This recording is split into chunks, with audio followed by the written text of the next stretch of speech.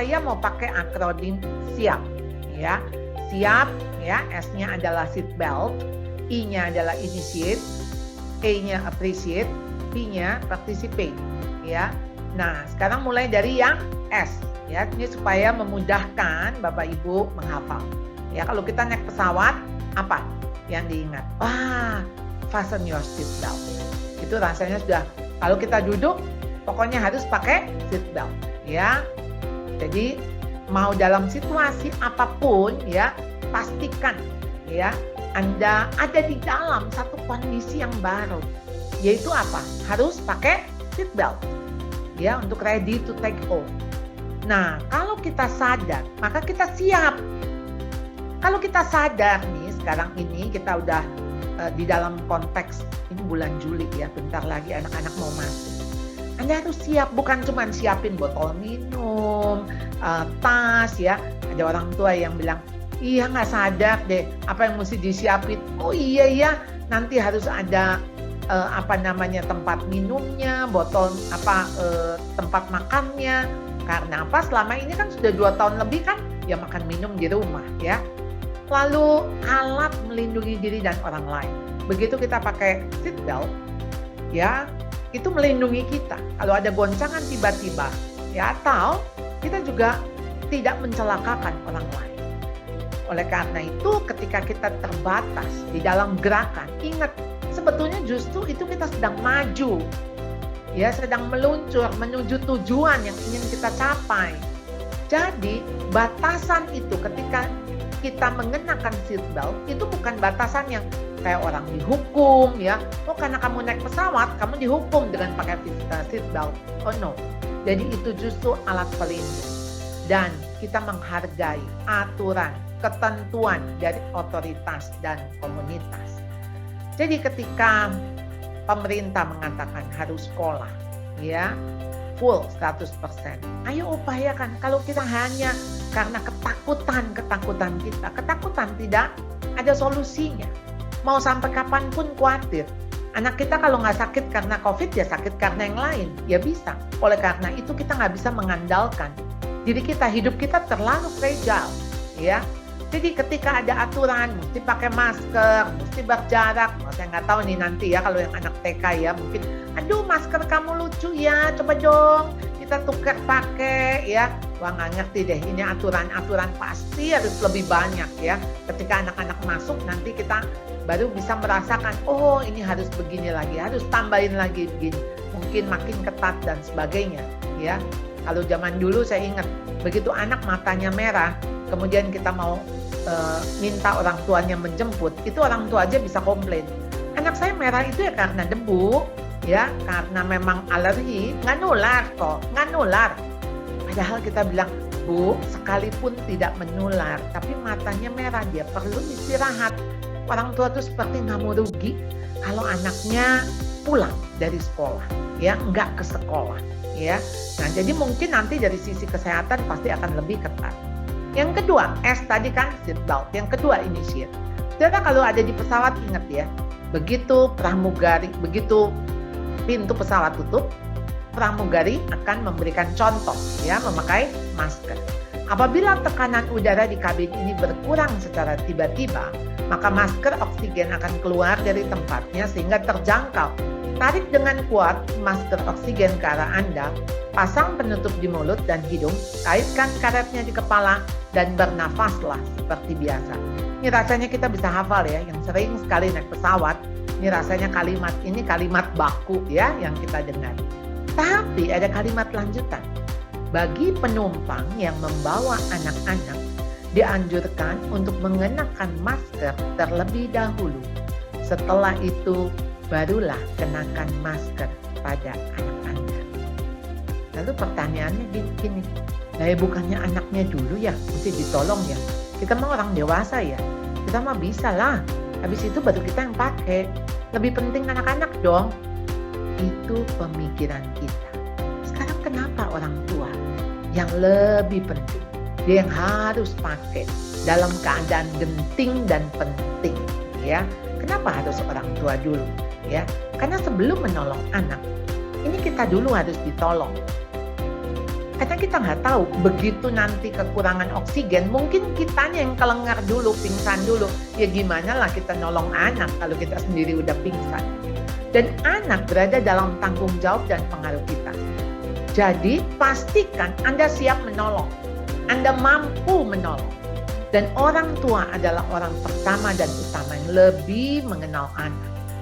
Sehingga Anda tahu apa yang harus Anda lakukan. Dan tugas orang tua ketika tadi kalau Bu Yovita mengatakan ya di depan ya memberikan semangat, di belakang mendorong dan harus mendampingi, menemani.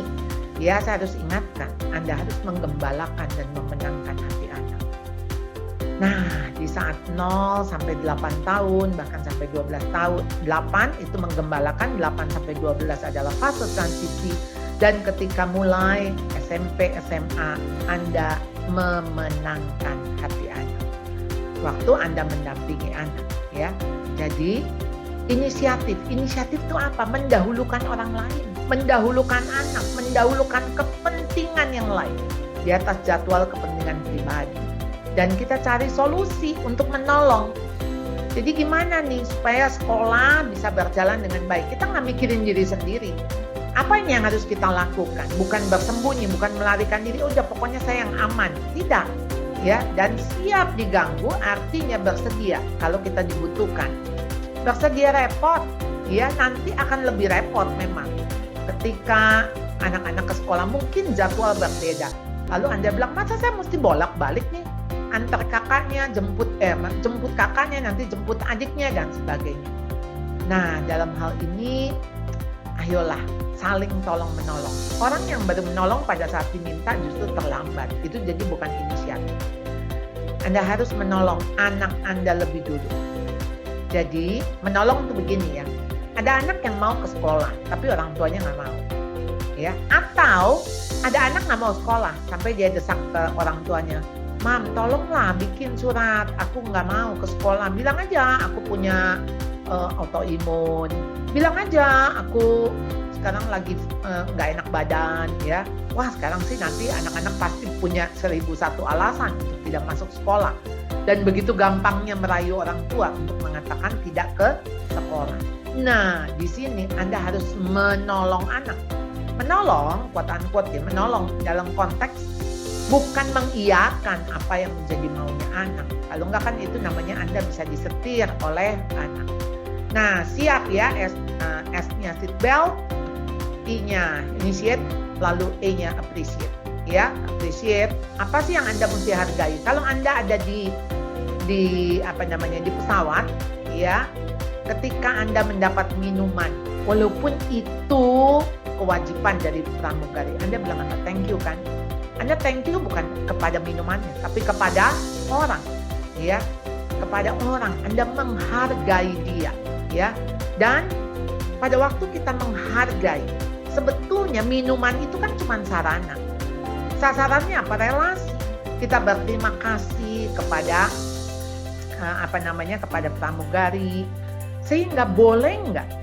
Sarana itu apapun juga, tetapi sasarannya itu adalah relasi. Relasi Anda dengan anak, relasi Anda dengan guru, relasi kita dengan orang. Ya, jadi jangan sampai justru sarana itu menjadi sasaran. Ya, dan lihat perubahan kecil, perubahan sederhana, nggak apa-apa. Dan itu sebagai langkah awal menuju pembaharuan. Anda mesti menghargai usaha anak sekalipun kecil, dia cuma baru bisa mungkin menulis, baru bisa ngerjain PR cuma 5 menit, 10 menit, nggak apa-apa. Ya, kasih dia semangat, ya. Jadi choose to love each other, ya. Even in those moments when you struggle to like each other. Bahkan sampai Anda juga harus, gimana nih anak ya bikin jengkel, bikin kesel. Tapi kasih itu adalah sebuah komitmen. Bukan hanya perasaan. Itu komitmen Anda ingin memberikan dukungan kepada anak. Hati yang gembira adalah obat yang manjur. Tapi semangat yang patah mengeringkan tulang. Anak Anda butuh apa nih?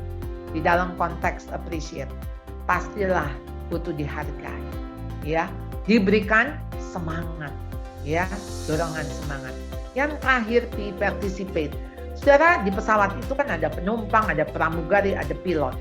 kita adalah bagian dari pesawat itu, ya, as a part. Dan di sekolah kita ada orang tua, guru, siswa, ya. Jadi orang tua itu rekan sekerja Allah. Dan jangan lupa di dalam relasi kita di sekolah, di keluarga, di dalamnya ada Tuhan di dalam.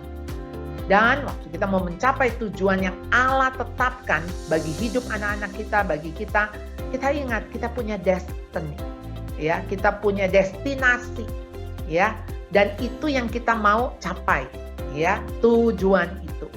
Nah, di dalam kita berjalan, ingat Anda nggak berjalan sendirian, Anda bersama dengan Tuhan.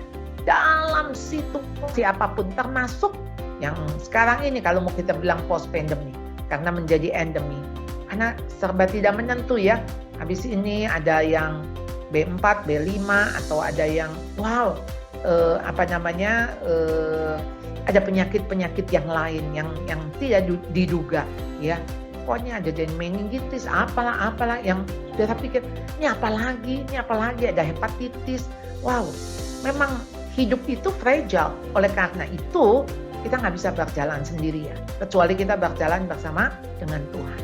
Dan ingat, kita juga dikasih rekan, dikasih partner, yaitu guru. Dan ini bersyukur, waktu kita ngajarin anak di rumah, ya, kita jangan pikir guru kayak enakan. Enggak, guru juga setengah mati ngajar anak jarak jauh.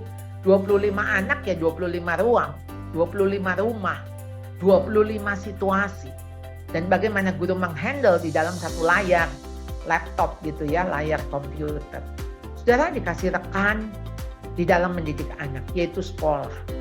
Saudara jangan pikir sekolah yang, jadi harus sekolah yang bagus kalau anak saya mau bagus. No. Sekolah yang baik karena punya orang tua yang baik. Dan orang tua yang baik sangat dibutuhkan untuk sekolah menjadi baik. Jadi memang harus betul-betul bekerja sama. Bukan sama-sama bekerja, ya. Orang tua adalah rekan seperjalanan anak dalam hidupnya. Dan ini yang tadi juga dikatakan oleh Ibu Jovita. Kita yang mendampingi anak. Ayo kita as a part, cuman bagian. Tapi bagian itu kita nggak tahu sampai kapan kita mendampingi anak, kita juga nggak tahu. Tapi kita gunakan setiap kesempatan yang Tuhan berikan, ya. Jadi mari siap take off, ya. Seat belt, initiate, appreciate, participate.